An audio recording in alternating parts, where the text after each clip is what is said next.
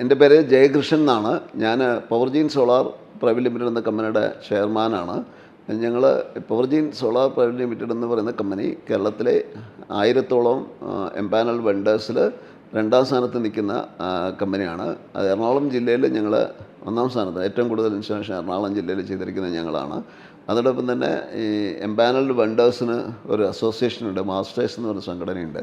ആ സംഘടന കഴിഞ്ഞ ഒരു വർഷം മുമ്പ് സ്ഥാപിച്ചതും അതിൻ്റെ സ്ഥാപക പ്രസിഡന്റ് ഞാൻ തന്നെയാണ്.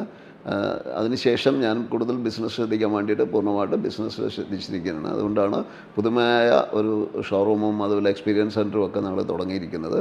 ആ സ്ഥാപനം ഞങ്ങൾ കുമ്പളത്തേക്ക് പുതിയ ഒരു സ്ഥലത്തേക്ക് മാറിയിരിക്കുകയാണ്. അതിൻ്റെ ഇനാഗുറേഷൻ 2-ാം തീയതി ആയിരുന്നു, ജനുവരി 2-ാം തീയതി ആയിരുന്നു നടത്തിയത്.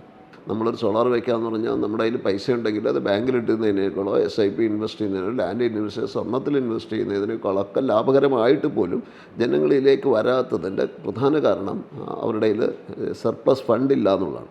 അപ്പോൾ ഇത് ജനകീയമാകാനുള്ള കാരണങ്ങളെന്ന് പറയുന്നത് ഇപ്പോൾ ധാരാളം ബാങ്കുകൾ ഇതിന് തയ്യാറെടുത്ത് വന്നിട്ടുണ്ട്. അതിൽ കേരളത്തിൽ നല്ല ഇന്ത്യയിൽ തന്നെ ഏറ്റവും വിപ്ലവകരമായ ഒരു ആശയം നടപ്പിലാക്കി അത് കൊണ്ടുവന്നത് തൃപ്പൂണിത്തുറ അർബൻ കോപ്പറേറ്റീവ് ബാങ്കാണ്. അവരാണ് ആദ്യമായിട്ട് സോളാർ ഇൻസ്റ്റലേഷൻ ലോൺ കൊടുക്കുക. അതുവരെ സോളാർ ഇൻസ്റ്റലേഷൻ ഒരു സെക്യൂർഡ് ലോൺ അല്ലാത്തത് കൊണ്ട് ആരും ഇതിന് തയ്യാറായിരുന്നില്ല. അപ്പോൾ ഒരു 4 വർഷം മുമ്പ് തന്നെ പീപ്പിൾസ് അർബൻ കോപ്പറേറ്റീവ് ബാങ്ക് തയ്യാറെടുത്ത് വന്നു. ആദ്യം ഒരുപാട് കൺസേൺസ് ഉണ്ടായിരുന്നെങ്കിൽ പോലും കഴിഞ്ഞ ദിവസം അതിൻ്റെ CEO അദ്ദേഹം പറഞ്ഞത് ഒരു ഡിഫോൾട്ട് പോലും ഇല്ലാത്ത ഒരു ലോണാണ് ഈ സോളാർ ലോൺ എന്നാണ് അദ്ദേഹം പറഞ്ഞത്. അപ്പോൾ സ്വാഭാവികമായിട്ടും ഇത് വളരെ പോപ്പുലറൈസ് ചെയ്യുന്ന ബാങ്കുകൾ വളരെ ലിബറലായിട്ട്, പ്രത്യേകിച്ചും അർബൻ കോപ്പറേറ്റീവ് ബാങ്കിൻ്റെ നമ്മുടെ അനുഭവം എന്താണെന്ന് വെച്ചാൽ ഏതൊരു വ്യക്തിക്കും, ഏതൊരു സാധാരണക്കാരനും കേവലം 5000 രൂപ മാത്രം മുതൽ മുടക്കിക്കൊണ്ട് സോളാർ വയ്ക്കാനും ബാക്കിയുള്ള EMI എന്ന് പറയുന്നത് ഏകദേശം അവരുടെ കറണ്ട് കാശിന് സമമായ പണമാണ് അവർ EMI ആയിട്ട് അടയ്ക്കേണ്ടി വരുന്നത്. അപ്പോൾ ഇത് ഏറ്റവും ലാഭകരവുമാണ്. അതുപോലെ വളരെ സിംപ്ലിഫൈ ചെയ്തു ഏതൊരു സാധാരണക്കാരനും ചെയ്യാം ഒക്കുന്ന ഒരു സംവിധാനമായി മാറിയിട്ടുണ്ട്. PUCV പാനൽ ചെയ്തിരിക്കുന്നത് MNRE രജിസ്റ്റേർഡ് വെണ്ടേഴ്സിനെല്ലാം അവർ PUCV ചെയ്യുന്നുണ്ട്. പിന്നെ നമുക്ക് ഇതിൻ്റെ ഒരു PUCBയുടെ ഒരു വശം എന്ന് പറയുന്നത് PUCV നേരത്തെ തൃപ്പൂണിത്തുറ ഏരിയയിൽ മാത്രമേ ഉണ്ടായിരുന്നുള്ളൂ.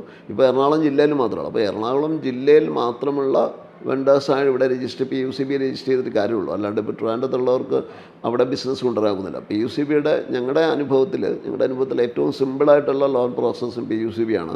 നമ്മൾ PUCBയിൽ ഒരു പേപ്പേഴ്സ് കൊണ്ട് കൊടുത്തു കഴിഞ്ഞാൽ അന്നത്തെ ദിവസം തന്നെ നമുക്ക് സാങ്ഷൻസ് റിപ്പോർട്ട് വരുന്നുണ്ട്, ഞങ്ങൾക്ക് മെയിൽ അപ്പം തന്നെ വരുന്നുണ്ട്.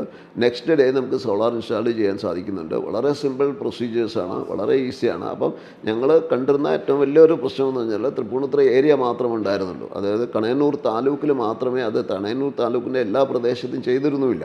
പക്ഷേ ഇപ്പോൾ അത് PUCB കഴിഞ്ഞ ഒരു 4 മാസം മുമ്പ് എറണാകുളം ജില്ലയുടെ എല്ലാ ഭാഗത്തേക്കും സോളാർ ഇൻസ്റ്റാളേഷന് വേണ്ടി തയ്യാറായിട്ടുണ്ട്.